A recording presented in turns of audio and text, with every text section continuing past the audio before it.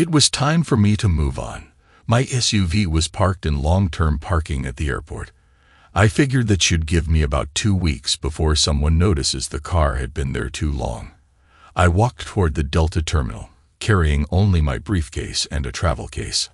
I had all my IDs in the briefcase, a few thousand in assorted bills, and my travel documents. Everything would appear perfectly normal unless you actually knew me. You see, all the documentation was in a different name, but where pictures were needed, they were my face. My driver's license and passport included. I was starting out on my new life with a new identity. I entered the terminal and started the process of going through the screening to board my flight. The TSA is a very efficient operation. They checked my ticket, X-rayed my briefcase, my wallet, and my car keys. There were no bombs, water bottles, or other prohibited items in my case or on my person. They rightly guessed I wasn't a terrorist and passed me through. My next stop was the men's room, where I entered a stall and started removing my outer clothing. Underneath them, I had another set of clothes. I went from being a dressed businessman to a tourist returning from vacation. I had a gaudy shirt, shorts, and summery shoes on now. I exited the men's room and merged with the passengers from a flight returning from Las Vegas. I looked like just another tourist returning from Fun City. I followed the crowd to the baggage claim. I walked over to a small, nondescript wheeled suitcase sitting by itself on the conveyor. Since no one was paying any attention to this case, I snatched it and walked out the exit doors. I walked over to the inter-terminal transport and climbed aboard. 10 minutes later, I exited the tram at another terminal. I stopped at the men's room, removed another layer, and deposited it in the stolen suitcase. I approached the ticket counter, checked my stolen bag, used one of my new IDs, and picked up my boarding pass. Instead of tackling the TSA checkpoint, I headed to the area where all the shops are. I got lost in the crowds and slowly made my way to the exits. Soon, I was back on the tram and headed toward Continental's terminal. This time, I was actually going to board a plane and leave the airport. Soon, I was on one of their overseas flights.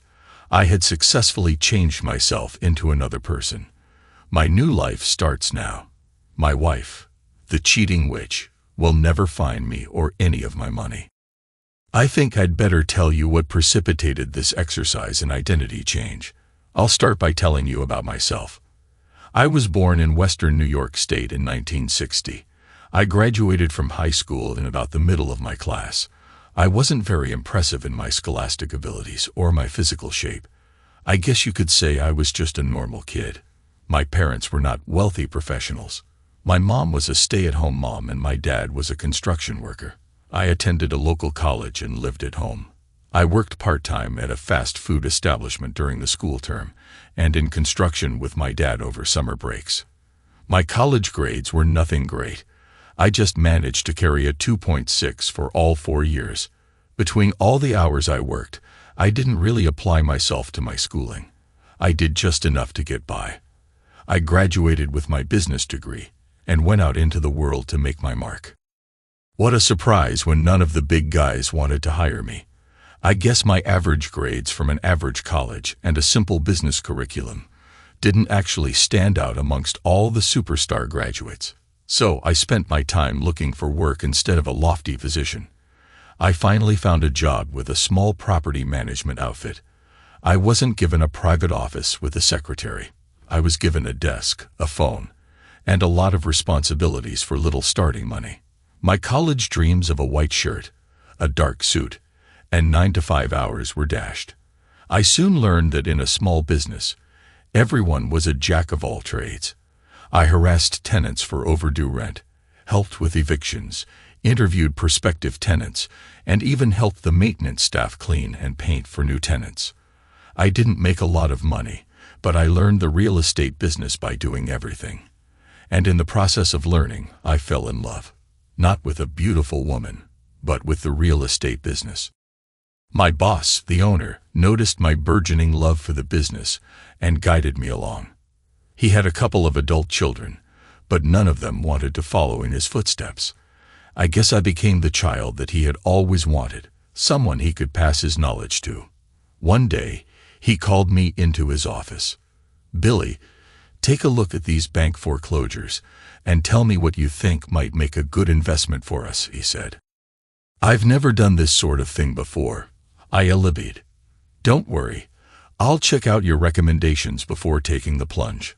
Oh, I'd like your results right after lunch." Lunch at his company was 12 o'clock. It was now almost 10 o'clock. Shoot, he didn't give me much time, I thought. I skipped lunch and spent the next 3 hours reading the listings. I found a few that I thought he might like. Promptly at 1 o'clock, I walked into his office and presented my recommendations. He listened to me for almost an hour before he interrupted. "So far everything you picked is garbage," was his only comment. "Come over here and I'll show you how it's done," he added. We spent the rest of the week going over the choices. When we were done, we had selected a few properties that had a lot of potential. I learned a lot that week. I also learned my humble boss was a real estate genius. He bid on 4 of our selections and won only one bid. It was a 4-family apartment building built in the early 1910s. It was in a neighborhood that was on the edge of an upscale area populated by young marrieds and college students. The building needed a lot of work, but we bought it really cheap, and the bank agreed to provide all the construction loans and postpone the mortgage payments for 6 months. What it all ended up meaning was that we bought the building for almost nothing down and had all the money we needed to fix her up. At closing, he handed me the keys and said, "It's your project. Get started tomorrow." For the next 6 months, I felt a greater range of emotions than a person should. I went from highs to lows, and then back again. In between, I learned more about the rental business. By the time the first mortgage payment was due, I had all the apartments rented and was starting to cruise along. Soon after, my boss surprised me again. "Bill, sign these papers on that 4-family we bought." "Of course, but why?" I asked. "Because I'm transferring ownership over to you. It's your building now." "What?" I exclaimed. "Bill, I'm getting old and I'd like to pass my knowledge on to someone. I hope you'll let me pass it to you. My children will probably sell off all the property I own when I die, as is their birthright. So we'll start you on to your own real estate business. Please accept my little gift to you." So that's how I started. I soon became Bilko Properties, LLC.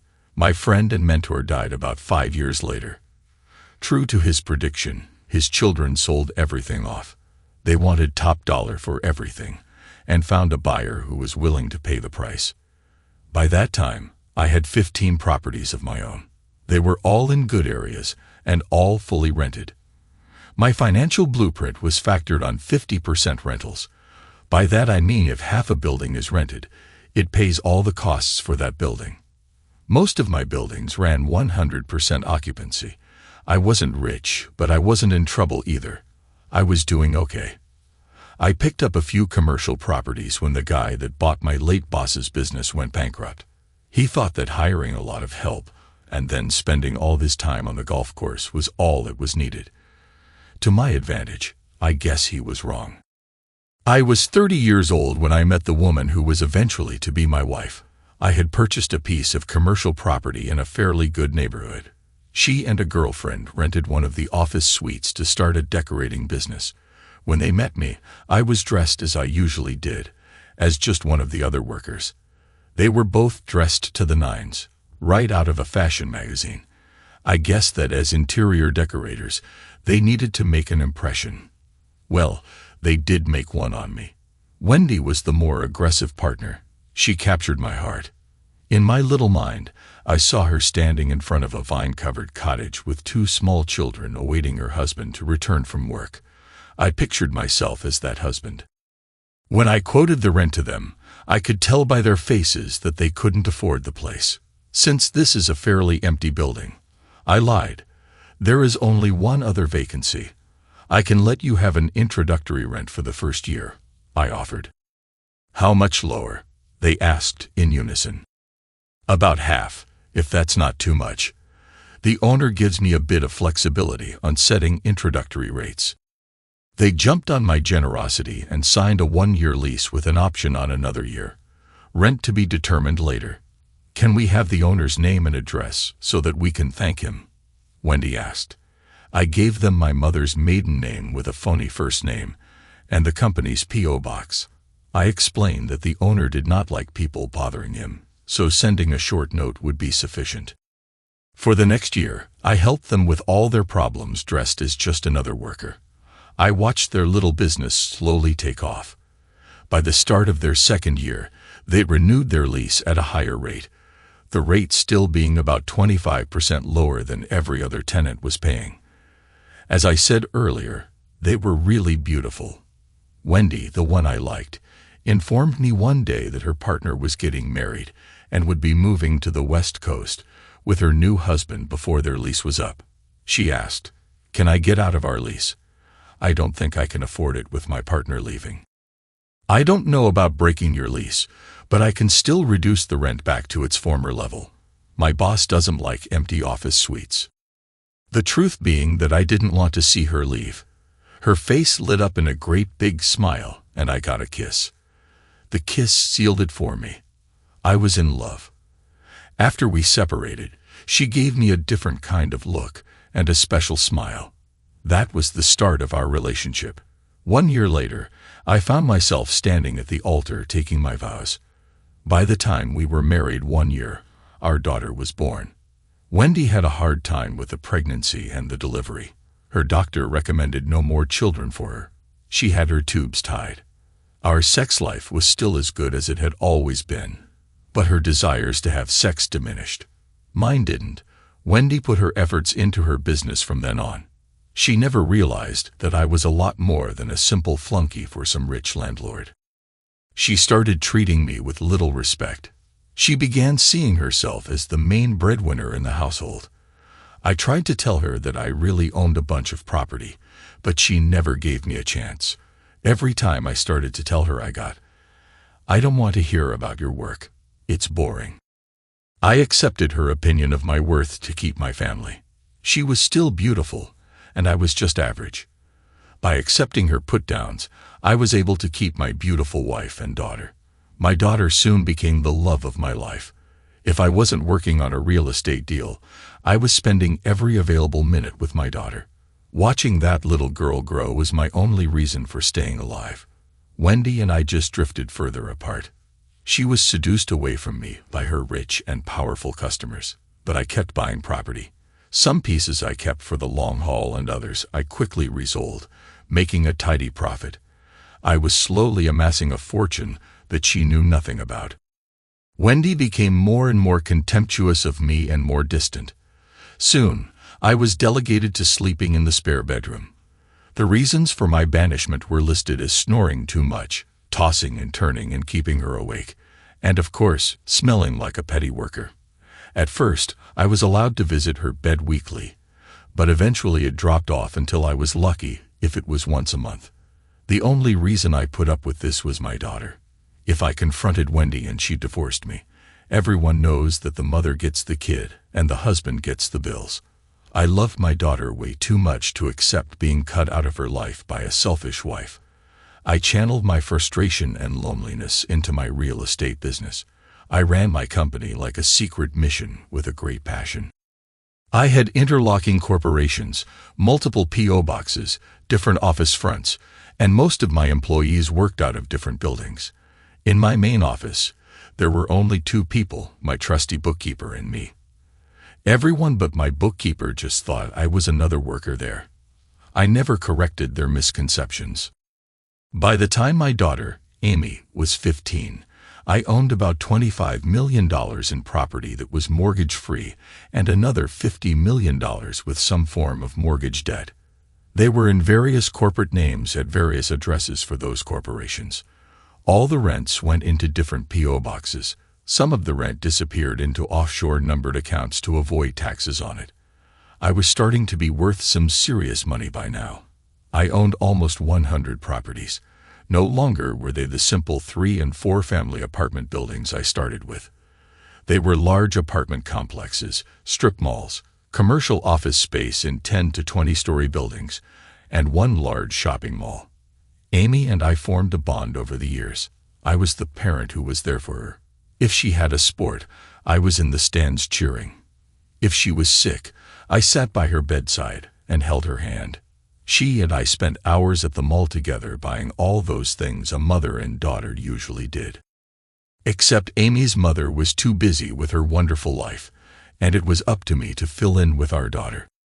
Wendy was doing well in her business by then also. Since I never bragged or changed my lifestyle, she still considered herself as the real moneymaker in the family. I never corrected her because by now, I didn't want her thinking I might have money and divorce me. My wife looked at me as if I was nothing more than a failure leeching off her success. She no longer hid her contempt for me. To be a second-class citizen in our home, I'd need a promotion. While I accepted her attitude toward me, I also started hiding more of my wealth offshore. When Wendy decided to upgrade, I didn't want to be left penniless. Wendy's business as a decorator required that she hire very artistic people. I guess I was a bit homophobic because these guys bothered me. Wendy noticed that I was bothered by them and tried to make my life miserable. Every time I was in her office, she went out of her way to make the gayer ones my helpers. The boys had a hard time keeping their hands to themselves. Wendy just enjoyed the mess out of these times. I didn't. This was just another way for Wendy to show her contempt for me. But I accepted her treatment.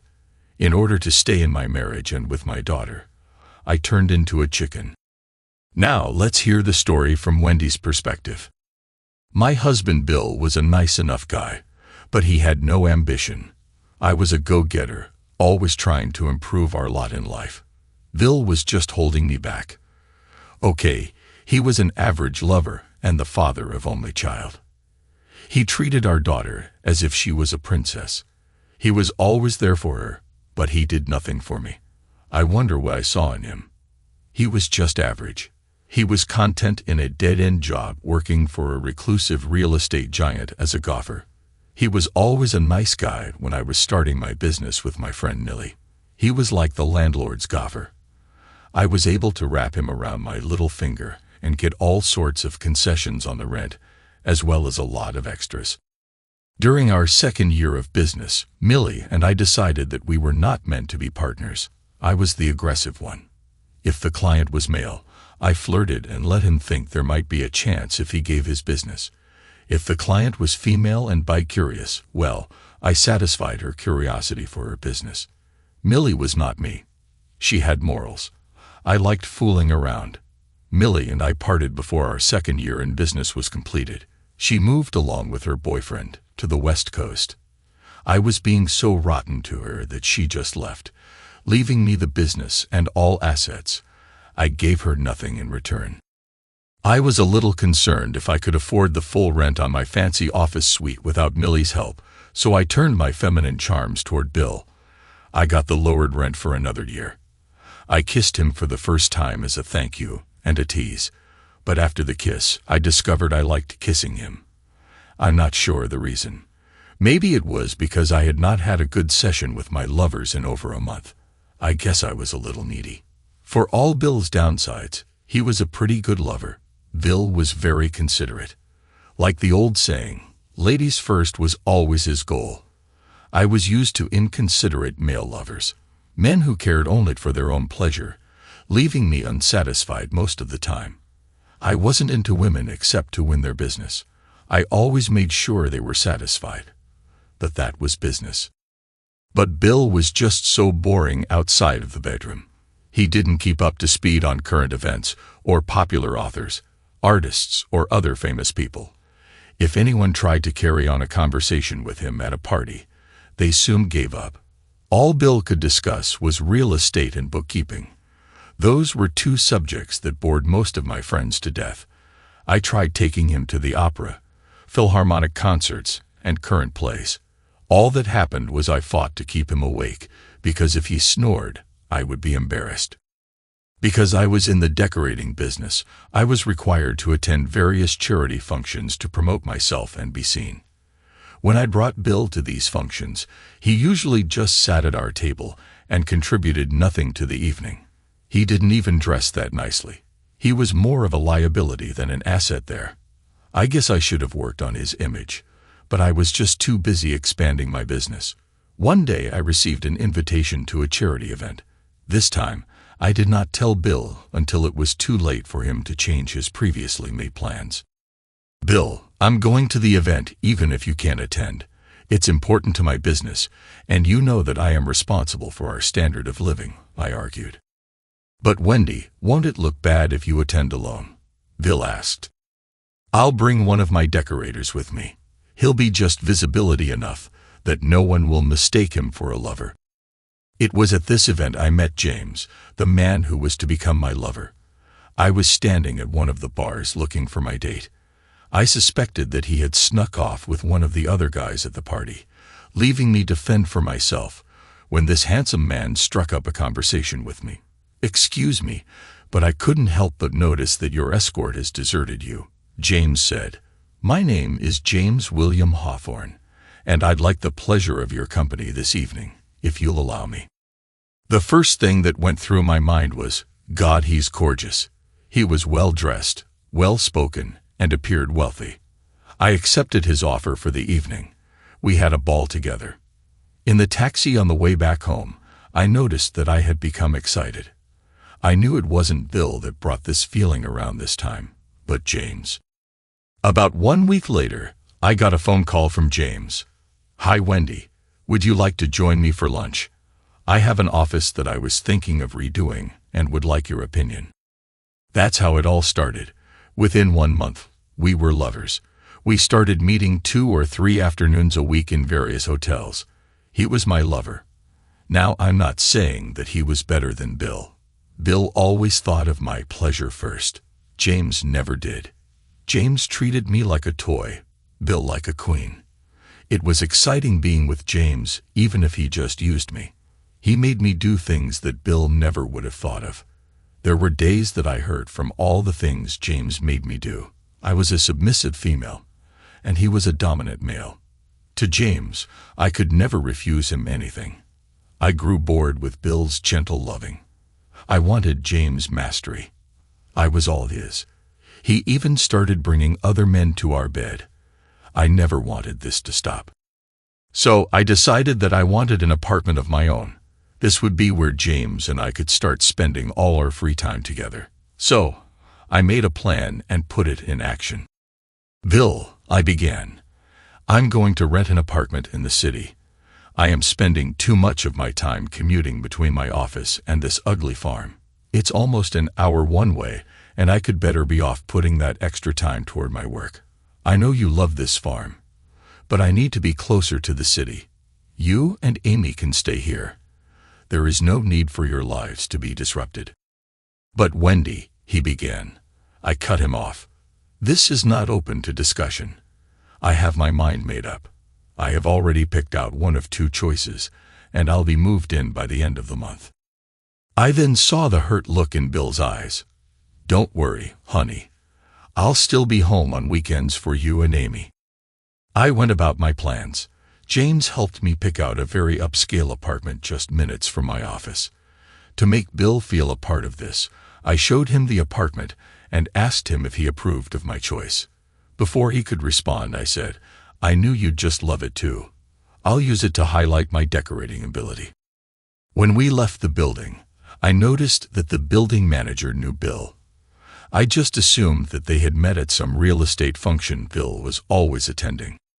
Meanwhile, Bill, on the day Wendy got an apartment in town so that she didn't have the long drive back to our house in the country every day or so, she said, "I knew my marriage was over now.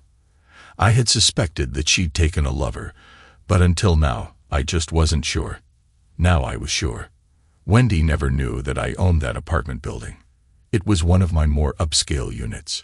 My manager saw me and wanted to talk, but I pretended we were only acquaintances, not employer or employee. He later talked to me about my wife and her lover. My heart broke. I guess I still loved Wendy, but I didn't know how I was going to survive this transgression by her. The only thing I could do was get enough evidence of her cheating and poor moral character that I might be named custodial parent. My manager told me that my wife and her lover picked out the apartment together, and he filled out the application with her. They had rented the apartment together. It was their love nest. He and I decided to wire the apartment for video and audio before Wendy could move in.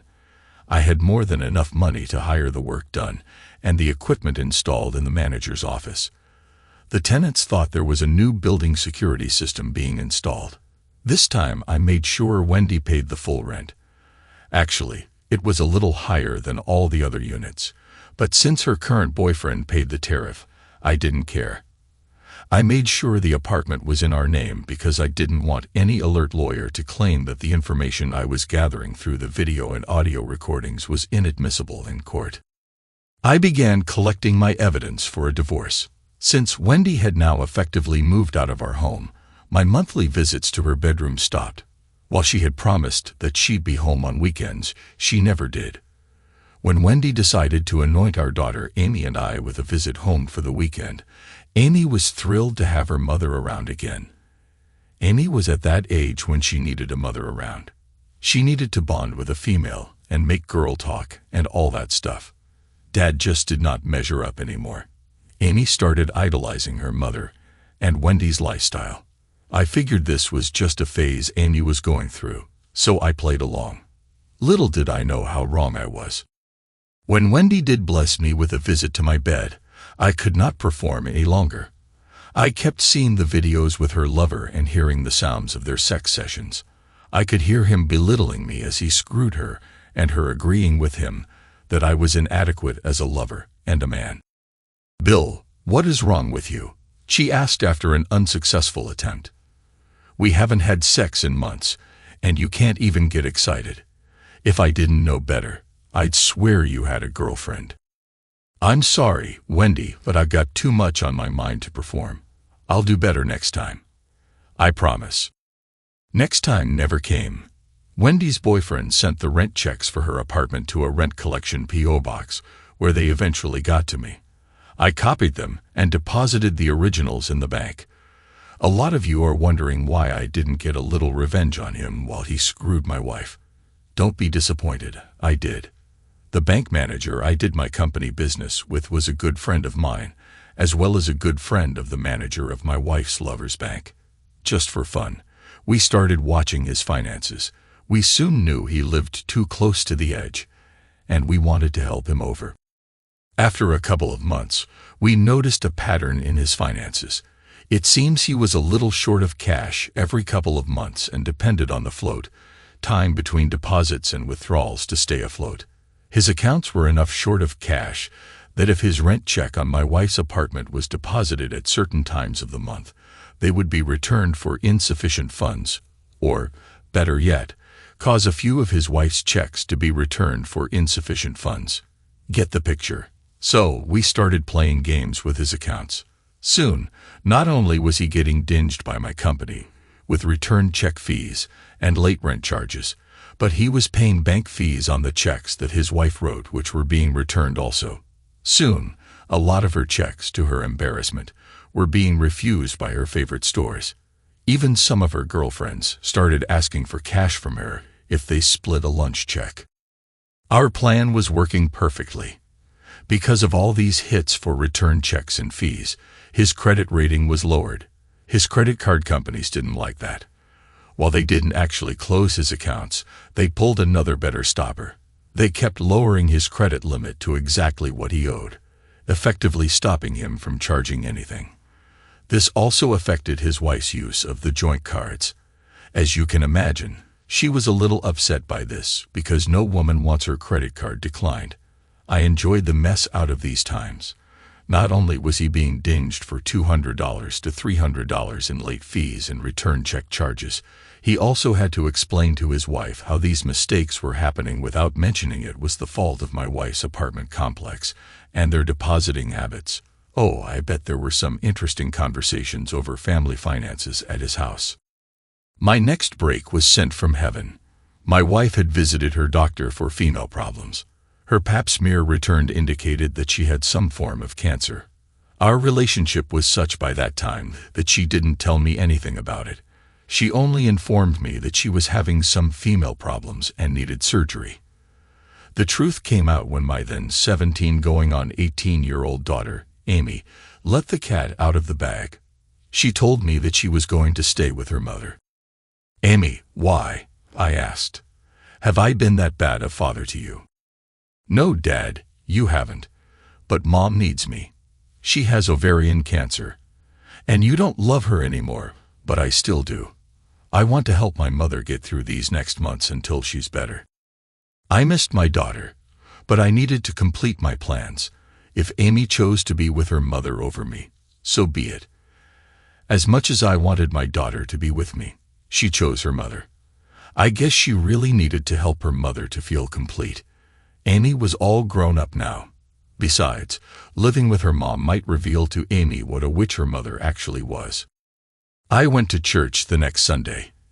It had been years since I set foot in the Lord's house, but I wanted to take the time to thank Him. That's right, I wasn't praying for Wendy's recovery, but thanking the Lord for giving her cancer. It was the nicest thing He could have done for me. Wendy was suffering, and Wendy's lover was paying the full shot but getting nothing in return. He got to clean up Wendy's vomit, watch her hair fall out, watch her lose weight, and become more of a Halloween decoration than a human being. I watched on one of the tapes how he treated Wendy. He would leave her lying in her own filth until he was good and ready to help her. Amy must have noticed, because she was the one taking care of her mother. I made an appointment with my attorney. I explained that I wanted out of my marriage with no financial loss except his fees. I also wanted him to make sure Loverboy's wife had all the information she needed to clean him out. He gave me the usual talk that this was a no-fault state, and everything would be split 50-50. Not a chance, I thought. I had other plans. I left all the video and audio evidence, as well as copies of all the rent checks paid by my wife's lover on her apartment through his account, and the rental application signed by Loverboy and Wendy. I wanted him to compile all the paperwork but not serve it until I told him to. My next step was to sell off all my properties. I had to do this slowly because I didn't want to depress my holdings too much in value. In this endeavor, I was very lucky. First, the real estate market was booming, and there were a couple of real estate firms entering our market. Since the new firms were competing with each other, they kept getting into bidding wars over some of my better properties. I usually ended up getting more than I had expected.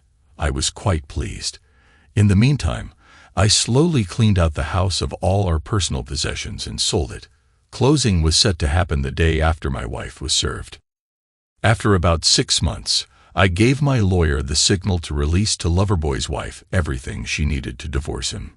He moved into my wife's apartment with my wife and daughter after his wife threw him out.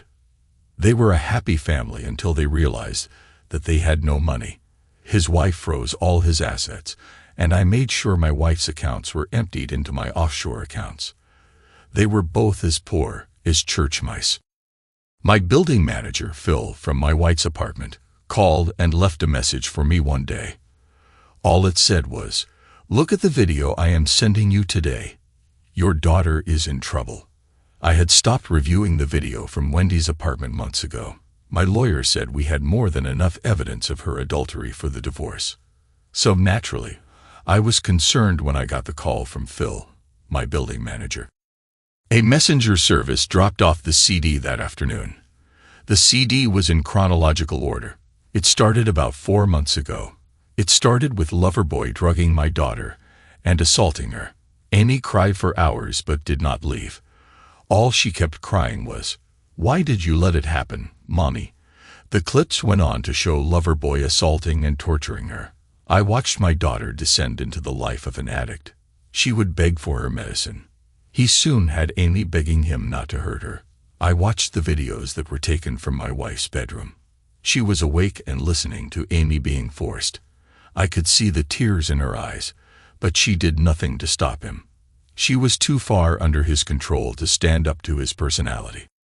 It was too late to protect Amy from Loverboy and his friends now. Amy was a willing partner as long as the drugs kept coming. These clips covered a time span of about 4 months.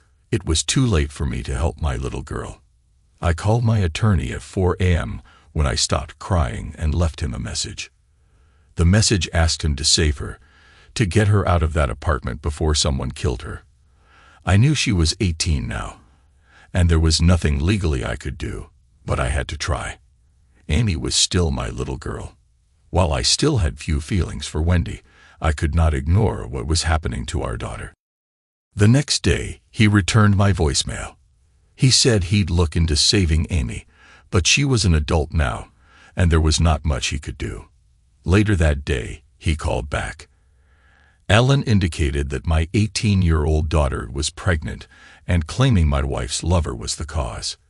He was making her sell her body and keeping her on drugs, crystal, so she wouldn't resist. He also added that one night while Loverboy and Amy were working a hotel bar, the client turned out to be an undercover cop. Loverboy was arrested for contributing to the delinquency of a minor and a bunch of other prostitution and drug charges. I didn't figure he beat the charges, but just in case, I sent the tapes from Wendy's apartment to the police and the local news media. With all the publicity the tapes caused, I was sure Loverboy would never work in the town again. The publicity also gave his wife more leverage in the divorce settlement. Loverboy was in jail awaiting trial because he couldn't make bail.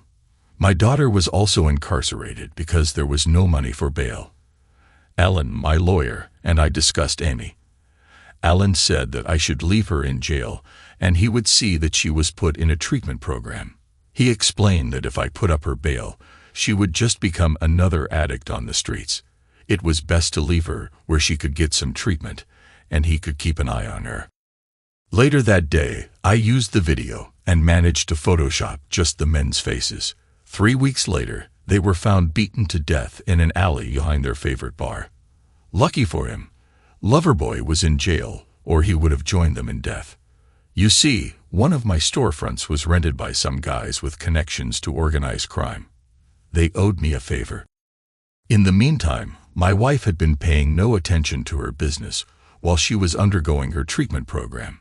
A couple of her employees started their own decorating business, with my help of course, and quit my wife, taking most of her customers. Her business failed, and her landlord, guess who, evicted her from her office suite. She was broke and had no source of income. There was no health insurance for her. She called me asking to be put on my policy, which I did. But the policy I had did not cover existing conditions. I had always been good at planning ahead. Well, that brings me to the present times in my tale. I was on a plane heading to South America. There was no way I could be traced. Soon, I would be landing in Cancun, and I would make another identity switch as I grabbed a plane to Europe.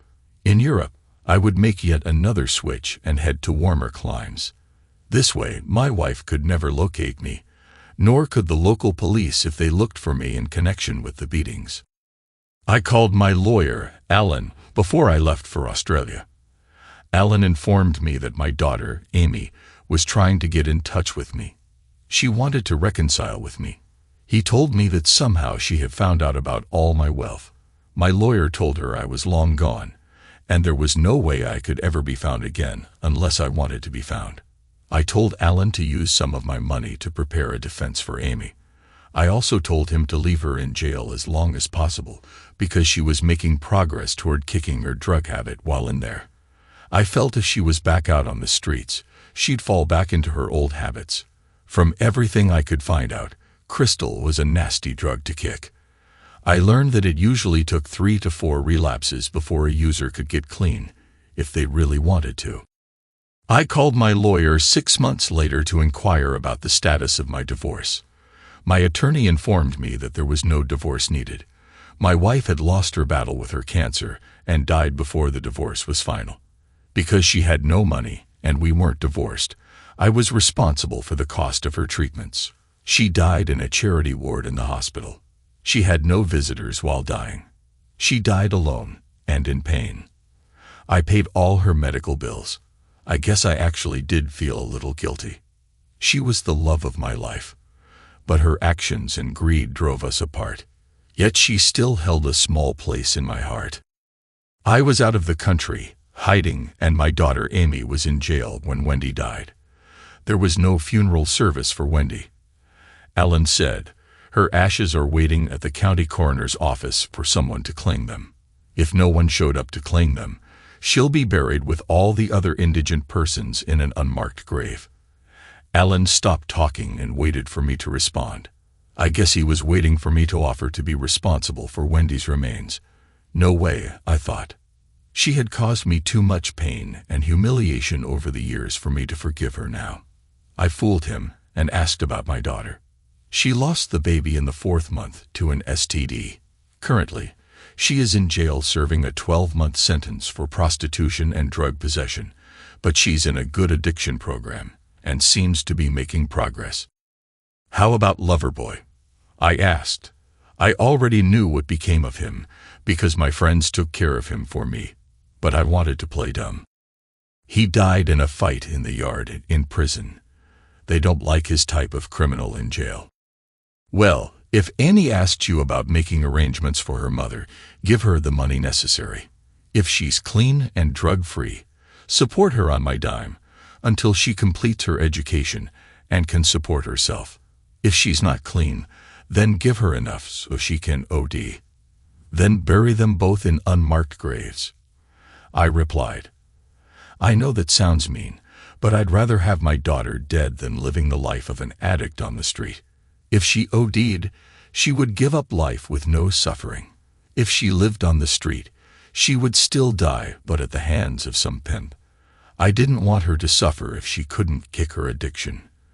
But somehow, if Amy managed to beat the odds, recover, and stay drug-free, I guess I'd make sure she had enough money for a second chance. Hell, I had millions. What's a few dollars for my kid? Maybe, just maybe, she'd beat the odds. It was 4 years later when I stopped in town to visit Alan, my old attorney. We hadn't talked in years. He was retiring and closing down his practice. I wanted to stop by, wish him well in his retirement, and present him with a monetary gift. He was a good friend. Actually, he was my only friend. I was a lonely old man. No one gave a darn whether I lived or died except him. As I drove my new Bentley through town, I relived a lot of memories. Some of them pleasant and some, well, you know. I took the extra time to drive around and visit some of the property I once owned. Most of the areas I had picked for owning apartments had prospered over the years. My old holdings were looking good. Most of my old commercial property also showed signs of gaining in value. Too bad divorcing Wendy had forced me to sell these units and hide my wealth. I always wondered if I had told Wendy about all my holdings, she might have respected me more. It was too late now for that experiment. I parked in front of my attorney's offices and went in. The building was one of the few I still owned. I kept it because it was home to my lawyer's practice. I wanted to keep him safe so he could look after my interests. I wanted to deed the building to him now so that he would have something to provide for his old age now that he was retiring. That was my gift to him. Hi, you old scumsucker, Alan, my lawyer greeted me. It takes one to know one, I replied. We then hugged and shook hands. The intervening years just disappeared as we both started telling the other all the things we had done over those years. When we finally slowed down, he said, "Aren't you going to ask about your daughter, Amy?" "Not really, but I'll bet you are going to tell me anyway." "Actually, Bill, you'll be proud of her. When she was released from jail, she entered another drug rehab program. She completed the whole program and then stayed on as a counselor. She kicked her addiction," Alan continued. "Whoopee," the sarcastic part of me exclaimed, while a secret part of me was glad she made it. No, really. Amy stayed there and also enrolled in a social worker program at our local college. She has done really well. She completed the 4-year course in 3 years. She graduates next month, I was informed. Besides, you paid for it all. I took a liberal interpretation of your instructions. One other thing, Bill, you might want to meet your son-in-law, Frank Murphy, and your granddaughter, Vivian. The baby is almost 7 months now, and she's starting to develop a real personality now. She's going to be a real beauty when she grows up. A real heartbreaker. Just like her grandmother. I thought. A real heartbreaker. Alan continued, "You also paid for all their costs above and beyond what his meager income would cover, including a nanny named Chloe. I put her in the apartment across the hall from the kids and had her pretend to be nothing more than a helpful neighbor who was bored in her retirement and wanted to help. Her being available all the time to babysit and stuff allowed Amy to continue her studies and allowed Frank to progress in his job. I gave in to the pressure being applied and agreed to remain in town through the graduation and watch the event. When the graduation approached, Alan somehow arranged for us to attend not only the graduation ceremonies, but the pre- and post-events also. At one of the pre-gatherings, I spotted my daughter and her husband. I was impressed. It had been years since I had seen Amy, and she had inherited her mother's beauty. I had always known that my daughter had inherited her mother's genes, but Amy turned out to be a real beauty. Amy was the spitting image of her mother, the only woman I had ever loved. I felt a little sadness in my heart. I guessed that this graduation might be a little harder on me than I thought. I took my friend away from the crowd and said, "I don't want to get involved in Amy's life anymore, so don't expect me to run up and greet them. It's just too hard. Promise me that." "I promise," he answered. The next day, Alan and I sat about midway in the stands. We heard the graduating students being announced as they crossed the stage. Their parents and friends applauded or cheered as the diplomas were presented. When my daughter's turn came, her husband stood with their baby in his arms. I could see his tears from where I sat. The applause sounded louder for her than for the others. I felt a little pride in my heart. When my daughter reached the center, the dean stopped her. "It is with great pleasure I present this special award to you, Amy Murphy. You were selected by your fellow students and by the faculty for this distinction. Mrs. Murphy, you are being honored for your unselfish gifts to anyone who needed any encouragement. We all feel that because of your actions, more of your peers have graduated in this class than any other class in the history of the school. The dropout rate since you started here is almost zero. Along with your diploma, you will find a certificate of appreciation signed by all members of this class, as well as the faculty. Amy, we all love you and will miss you." As Amy crossed the stage, she received a standing ovation. I was as proud a parent as I had ever been. I guess that at this moment, I felt more for her than I did when she was born. My little girl had turned out really well. I was glad for her. Once the ceremony was over, I started back to my car. But with all the students and visitors, the aisles were jammed. As I shuffled out with the crowd, I tried to keep my head down so I would not be recognized. Out of the corner of my eye, I saw my daughter, her husband, and my grandchild walking up the aisle near me. Shoot, I thought. I need a hole to open up so I could climb in and hide. I couldn't find one. So I was trapped. My daughter and her husband did not notice me, but my granddaughter did. I watched her out of the corner of my eyes as she watched my every move. She kept a grip around my son-in-law's neck while watching me. By now she was nearing 9 months and appeared to have a mind of her own. In her little kid voice, she started chanting, "Bopa," the term many children call their grandfathers. She started chanting and waving her arms and kicking her feet trying to get out of her father's grip. Amy reached over to take the baby from her husband when she glanced where the baby was pointing. Unknown to me, Chloe had been showing my granddaughter my picture and trying to explain who I was. The kid really learned her lesson. To her credit, Amy didn't scream or pass out. All she said was, "Hi, Dad. Thanks for coming and supporting us all these years. Alan spilled the beans to us about a month ago about your involvement in our lives. I found out later that he had kept this small family under his protection for many years. He also let Amy know it was my money she was using to pay for her education and incidental expenses for all these years. He was playing the father I couldn't, but still giving me credit for it." I looked at her and smiled. "I wouldn't have missed your graduation for all the tea in China. And paying your expenses was the least I could do. After all, it was I who left you on your own." Amy's husband looked at me and stumbled. He really didn't exactly know how to handle the reunion. I caught his arm to steady him. My granddaughter grabbed my shirt and started yelling, "Boba! Yippee!" My daughter, Amy, spoke first. "Vivian wants you to hold her, Dad. Would you like to carry your granddaughter?" Before I had a chance to make a decision, I found myself carrying a very excited little girl. She was hugging me around my neck and telling everyone in earshot that I was Boba.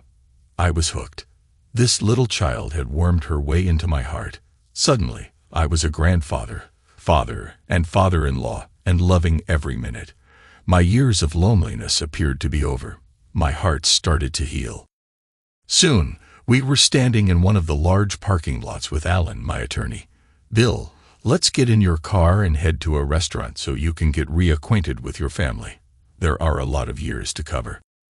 My son-in-law, Frank, flipped when he realized we were walking up to a Bentley Mulsanne, $300,000 worth of finely crafted automobile.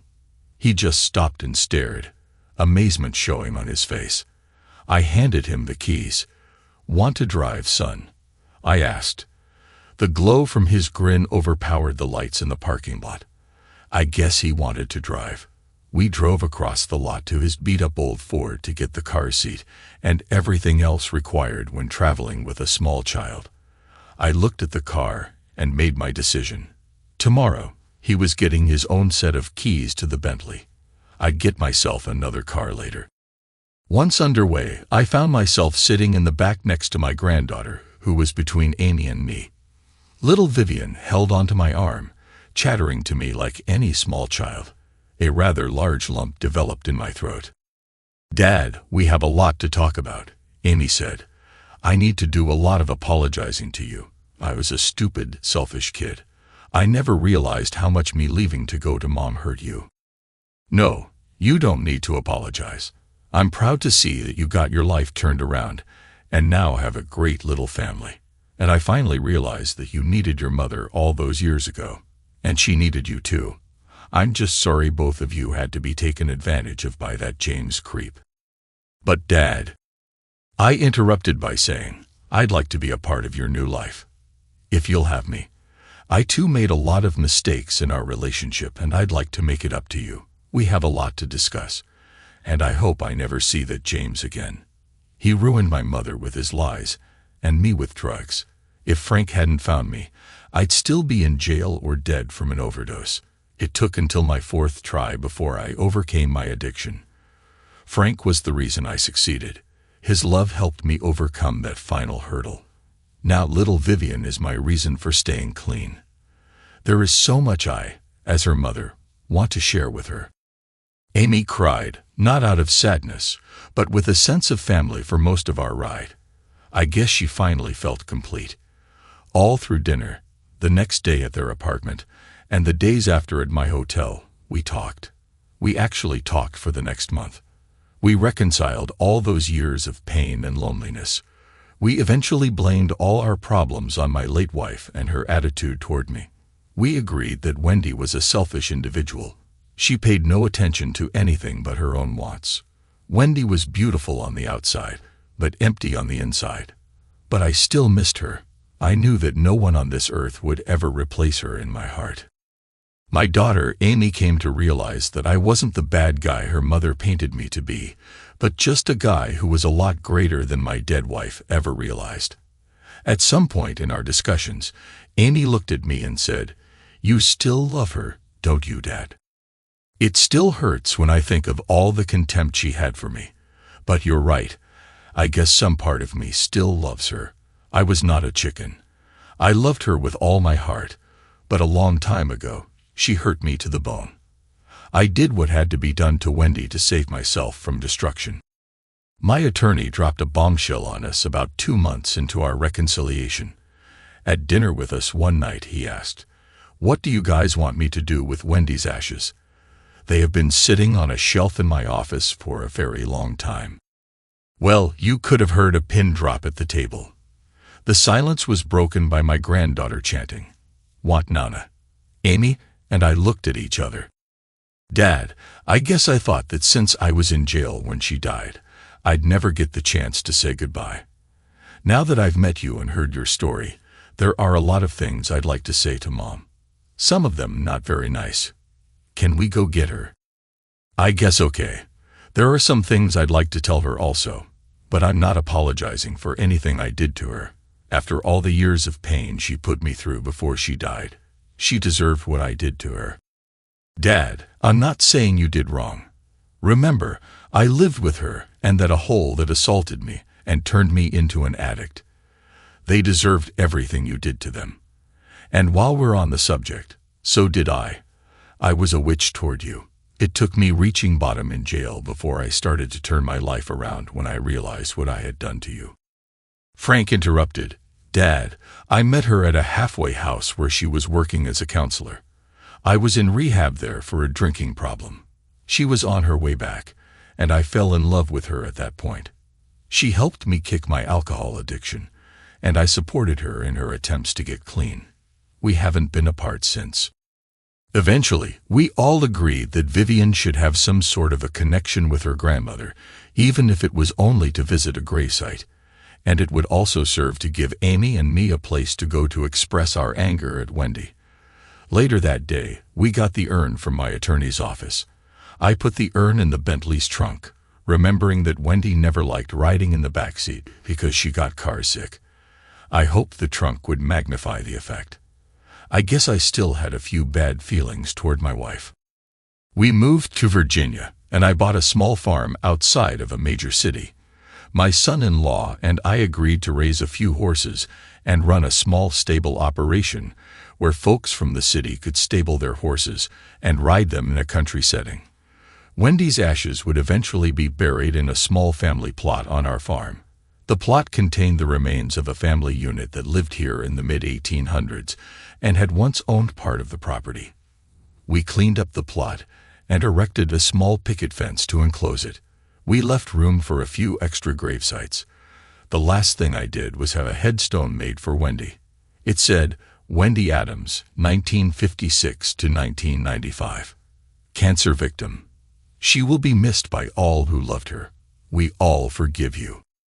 As the years went by, I noticed that my granddaughter played with her books in that little graveyard a lot.